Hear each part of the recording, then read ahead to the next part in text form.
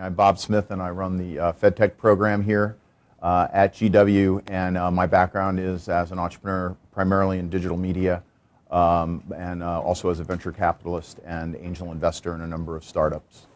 Today I'm going to be talking to you about the process of customer discovery, and as soon as I get my clicker here. So what customer discovery is all about, in my take, is it's about loving your customer, not your idea. What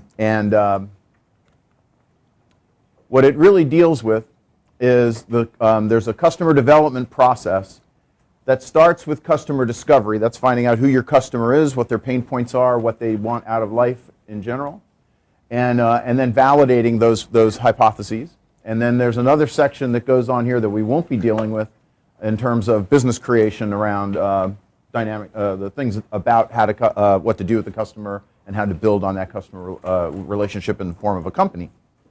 We're going to be talking about there. And this is, you can see there's a couple of arrows here. So that implies that it's an iterative process. It doesn't stop. It never stops, actually, because you can never learn enough about your customer. And going back to that love thing, when you love somebody, when you really wake up in the morning and you love somebody, you want to know everything about them, right? Because you want to know what makes them happy. You want to know how to make them fulfilled. And no matter whether you're in a for-profit or non-profit, if you don't understand who that person is, who you're trying to bring value to, and really understand them and really figure out what makes them tick and how to make them happy, you most likely won't be in a successful operation.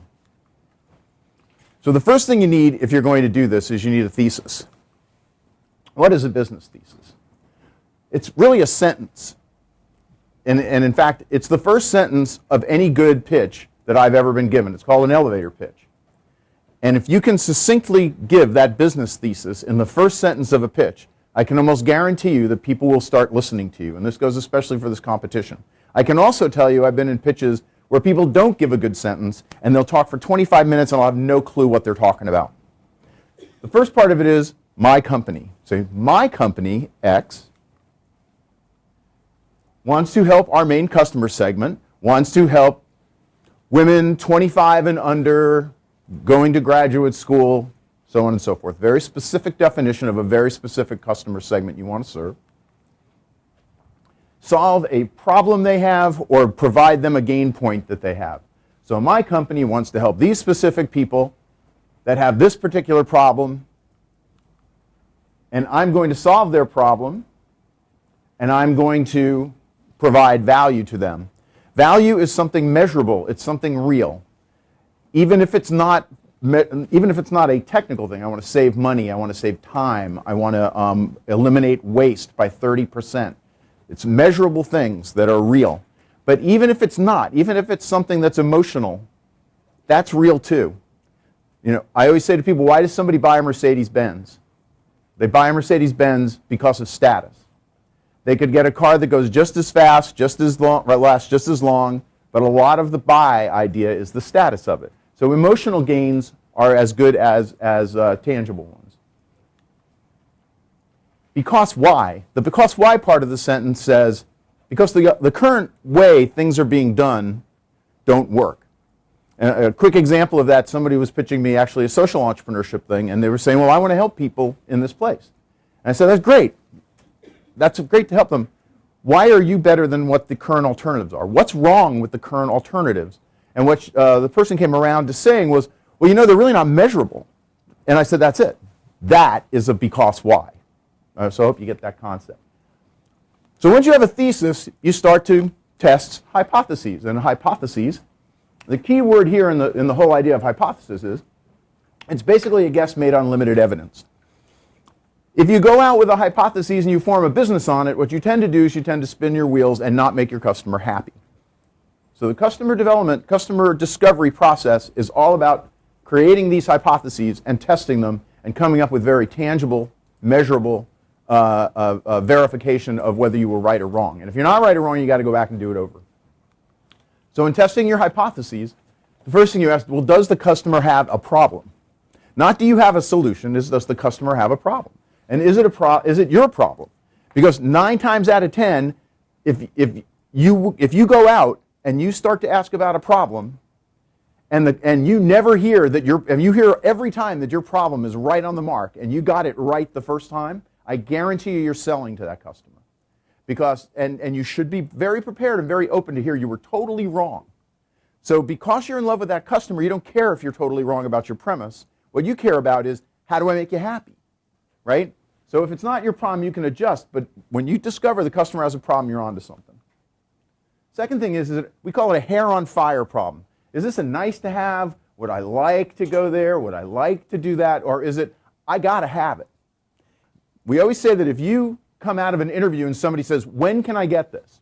How much is it? Can I get it now? You're onto something. If they go, yeah, that's really great. Maybe you should, you know what you should do? You should call Joe, right? What they're doing is they're getting rid of you. That is not a good interview. So that's a hair on fire problem has got to have it. They're ready to order now. Are there good alternatives? One of the things people will forget sometimes if they're thinking about themselves and not their customer is they will say, well, that's great, so you could use this, right? And the person says, yeah, that's great, I could use that. Great, well, let's go. You know, I've found out, you're perfect. And they never ask the big question, well, what are the alternatives? Because quite often you'll find out that there's a free alternative that only, you know, slightly sucks. But they might be perfectly happy with that. So a lot of times it comes down to, you know, do you not have good alternatives? And if you don't like those alternatives, now you got something. But if they do, you might not. Are they willing or able to pay? Is a very important point because somebody may say that's the greatest thing in the world, and you say, great, I got it. It's going to cost you $150,000 to get it right. And they go, yeah, I can't do that. I got $10,000. You can't make it work. At the same time, there might be somebody who really would want to do it, but they have no ability to pay. They might say that a lot of times can be an end user. I would love to get that, the end user says, but there's no way the organization is going to go in that direction.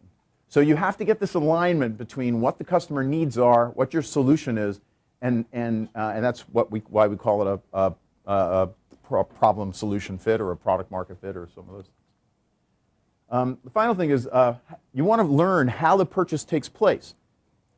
Because a lot of times you might say, and this is as you start to winnow down who your actual customer is, who's the actual payer, goes to things like, well, how does the purchase take place? So if you're selling into some place like the government, say, or you're trying to determine, let's say you want to create even a charity and you're trying to find out how to make that work. You can't get anywhere until you find out how the money gets exchanged. So if it's this would work out great if you have all these donors or you have some other things taking place, or in a sale, if you have to go through 5 levels of management, you have to go on in something that's going to cost you a lot of time and money to make the sale. You got to know that because you got to do all your pricing and how you approach the customer based on that. Really quick anecdote, I started a company called EasyGov years ago, and at one point I found out that it was costing, we were charging millions of dollars to build applications that I knew I could launch a company with that application all on my own. And I asked the CEO, I said, well, why are we charging so much? And it was because of the sales leads. It took so long to execute a sale, to get past the RFP, to go through the competition, to go through the trial, that you had to charge that much money up front in order to make the business successful. So how that purchase takes place is as important. Understanding that component of the customer is as important as understanding their need. You've seen the business model canvas, and the way to think about the business model canvas is nothing but a series of hypotheses, right? You don't want to assume anything about any of these elements. You actually want to go out and form clear hypotheses about these that you can measure and that you can understand, and that will help validate all of your assumptions going through the business. These are not just blocks to fill in. And that's why specificity is everything. That's why when you sit down and talk to us and you show us something like your customer segments, and you say all right-handed people. Like, well, is that really a customer segment? Is that really who you're going after? Because that's pretty broad. And the more specificity you add to who that customer is, what their dynamics are, how they tick, the more you're in love with that person, the more you can measure whether or not you're fulfilling their needs. There's an inherent logic in it if you think about it. So here's a short story about customer discovery. I'll race through this. Who here uses power drills? God bless you. So anyway, so DeWalt is a company that makes cordless power drills. And by 1994, they had a whole range of cordless power products. They were cooking. But what happened was, by 1997, everybody and their brother was making them, right? They were all making the same kind of tools. So what they did, they sent out to find out, what do our customers need next? So they sent out bright, spanking young grad student who was going to go out and figure out everything that was going on. They were going to go out and do interviews, but they weren't really close to the market. They were just somebody that they sent outside to look. So they had no biases really going in, but they also had no deep domain knowledge. So they went out and they did that person went out and did a lot of interviews, traveled all around the country, went on a number of construction sites. And when they came back, they asked, well, what did you find? What's the next product we should do? And the person said, well, I'm not really sure. Didn't really find anything too specific. And they go, well, that was a waste of money. But the person did tell a story that said, well, you know, I see them out there, and at every site, I see A, a number of things that need to be plugged in, and B, I always see a boombox, a ratty old boombox, beaten up. It's been through. It's like a lunch bucket. It's been sitting there forever. And out of that came the idea of, well, why don't we come up with our own boombox? And you could make it so you could plug your phones in, and it was a power source on the site. And it wound up being, I think, the fastest growth product they ever launched. So that's a case of, if your mind's open and you're really listening, observing, and understanding what's going on, you may find a hidden gem you didn't know was there. So the keys to customer discovery. It's not about you. Can't emphasize that enough. You know it's about you. The problem with being about you is called confirmation bias. It's that tendency to go for the reassuring lie rather than the hard truth. And like I said, if you come through the series of interviews and you come back and say, my customers, they wanted everything I had, everything was right, you're probably not listening to them, and you're probably selling. You're probably saying, wouldn't it be great if? But one of the things to remember, real key that we always say about that is, if you go out and you're doing that interview process, if I ask you, would you like a bottle of water? That's a pretty easy question, right? It's binary. Yeah, I would. No, I wouldn't. But if you say, well, what do you like? Do you get thirsty at work? What do you like to drink? Now I'm basically letting you tell me the information as opposed to me giving you a simple choice that won't really tell me much of anything. And that comes down to how you interview. First of all, how do you find the customers?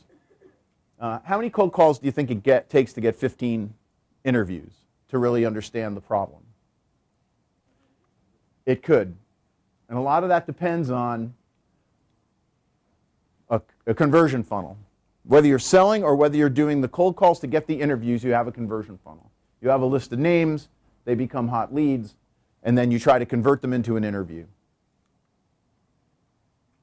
And to your point, that will be determined how many of these you can get. It's dependent upon the conversion rate you're getting. So if you're getting a 10-to-1 and you want to do 15, you got to do 150 calls, right? And what's the lead time? If somebody says, well, I can talk to you next month, well, you got to fill up a pipeline in order to get there quicker. You'll be doing this for the rest of your life. Are the referrals warm? That's why one of the things we'll tell you is, as you're going to look into some of these opportunities, go get the warmest referrals you can get. People you know, talk to family who can refer you to somebody else. Because the more warm it is, the easier it is, and the more open that person is going to be with you, especially when you're starting out. Once you get the hang of it, it gets a little easier. And then the number of customer segments. One of the reasons why you'll hear us say, keep them limited and keep them well defined, is because if you think about it, if I have 20 customer segments and I'm trying to get reasonable data for each of those segments, I'm going to do a heck of a lot of interviews. And if it's 200 for getting a good cross sample of people in any one of those segments, you're going to spend a lot of time getting a lot of data that may not help you. How do you prepare for the interview? First of all, we always recommend you take 2 people whenever possible. One person's listening and talking, the other person's writing. Because unless you're really good at it and you were a reporter in a former life, it's very hard to write and really listen clearly. So that's one of the things we always recommend. 2 is get out of your comfort zone. Ask tough questions, right? Put yourself in spots where you're uncomfortable about asking it, because you're going to get better data when you do that. Research, then be prepared. The worst thing that can happen is if you go in and you're talking to a customer, I think it's one of the worst things that can happen, is if you go into a customer interview and you don't understand some of the things that person's going to throw at you. You need to know their lives as well as you can and their situations. So if they say, well, I like to use this competitor, well, it generally helps if you know what the alternatives are. It's good if you have a good background of how their jobs might be. However, it's not to the degree that you don't have to be smarter than them because you actually want to learn from them. But you want to be able to have an intelligent conversation, and the questions you follow up on should be informed rather than just being random, because your whole purpose here is to extract data. You want to develop what we call a falsifiable hypothesis. A falsifiable hypothesis, besides being hard to say, is something that you can easily disprove. Right? The sky is blue. Right? That's my hypothesis, and that's easy to prove. It either is or it isn't. You want to try to do that in the questions you're asking or the hypotheses you're posing, because that's going to help you learn. If it's not, if it's general and it's mushy, you're just going to get bad data. Focus on listening and learning. Don't sell. Again, no matter how good your idea is, and it always has to start with your idea. Never forget that. But when you're in the room, when you're in talking to the person, it's not about you selling what you've got. It's about them telling you what they need. And the final thing is, again, think about the selling environment. As you're doing it, try to find out what this person's role is. Do you control the budget? Are you the person who does the spending? Who do you have to ask in order to get this? What's the problem with somebody delivering this to you? Right? Regardless of what type of venture you're trying to create, those things are incredibly important. What to do during the interview? Again, open-ended questions. Binary questions tell you really very little. Don't do multiple choice, right? Because people's tendency is going to be to pick one. You really want them to tell you about their life, what the things you don't know. If you can give them multiple choice, you know what the options are. Avoid should, would, could things, and avoid surveys. A lot of folks that come talk to us will come into one of our sessions or office hours and goes, well, I did a survey. It's like, it doesn't give you good data. It's not open-ended. They're not really just spilling their guts to you, and you're really learning about their lives. Very important thing, as part of that interview process, understand budget and understand purchasing process. If the thing you're proposing can never fit within the budget they can spend, you have a mismatch in your solution to their problem. Also, again, like emphasizing what I said before, if the process is highly complex, you have to spend a lot of time understanding it. I'm having some exposure in what I'm doing now as part of the Innovation Core, working with my first medical device. And it's mind-boggling, the complexity of the purchasing process between approval and who's getting reimbursed and how that happens. If you don't understand how that works, you're going to spend a lot of time and effort for nothing. Always finish an interview with, what did I forget and who else should I meet with?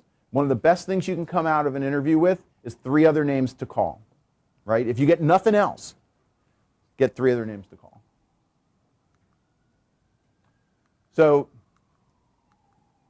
these are the 5 whys. If you've ever raised children, or you ever were a child, you will know that kids will beat you to death with the question why. And it's the best question to ask, right?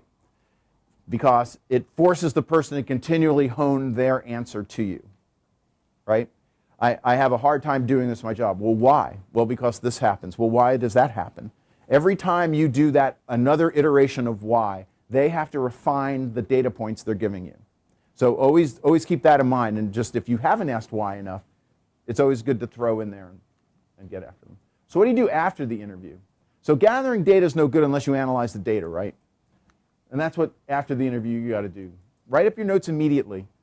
I can tell you I'm one of those guys that thinks, oh, I remember everything that went on. I have great memory. Are you kidding me? And I get home and I'm like, I have no idea what went on in that meeting. I think we talked about basketball or something. And you can't do that. You got to write it down quickly and thoroughly, I would say also. One of the things that I see a lot when I've seen people's customer discovery narratives is the tendency to be really overly brief, not very specific. It's good to write longer things for yourself, just so that you take as thorough notes as possible. Discuss the interview as a team. People hear different things. It's like, and they'll gain different insights from something like this. Collect data and look for patterns. Pattern recognition is central to understanding where the value is created. You get 5 different data points, and they could each tell you something different, but what was common about those 5 different data points? That's where you uncover value. And then extracting the insights, really understanding the person. We call that an archetype. Understand everything about them. Who's their boss? What do they do when they wake up in the morning? How old are they? What's their gender? Do they tend to be more male than female? Do they tend to be older or younger? Where are they in their career? Again, falling in love with that person, the more you understand about their life, the better you're going to do to be able to understand where the value could be hiding. What we call these aha moments. What did you learn that you never heard before, right? And you'll find these the more you do it, is that all of a sudden you'll hear a data point that just somebody gives you and you've never heard it before, and those are the things to latch onto, and those are the things that really create value. And what hypothesis did they disconfirm? Learning what's not working, learning you were wrong is as powerful as learning you were right, if not more. Because I know a lot of companies that found something that was right and did dismally because they never knew what was wrong. And what happens is if you find out what's wrong after you've already built a prototype, or you already have your service in place, or you've already been spending somebody else's money, that's the wrong time. Find it out early. Fail early is a major thing that no entrepreneur goes wrong learning. And what new customer types did they tell you about? A lot of times you might find out that what you thought was one customer segment is actually two customer segments. You might learn things out about who you might be selling to, maybe different markets. Maybe the market was bigger than you thought it was. But what are they telling you about, what do you learn about their life that can help you extrapolate into other segments or broaden the current segment? And then finally, what do they tell us about the money in the ecosystem? How does it flow? What's the time, how long before they go from budget to execution and to spending? How long do you have to wait for a PO? What's the validation process? Every problem in the world has that problem. I don't care what it is. The more you understand it, the more you can structure your business the correct way. That's what I got.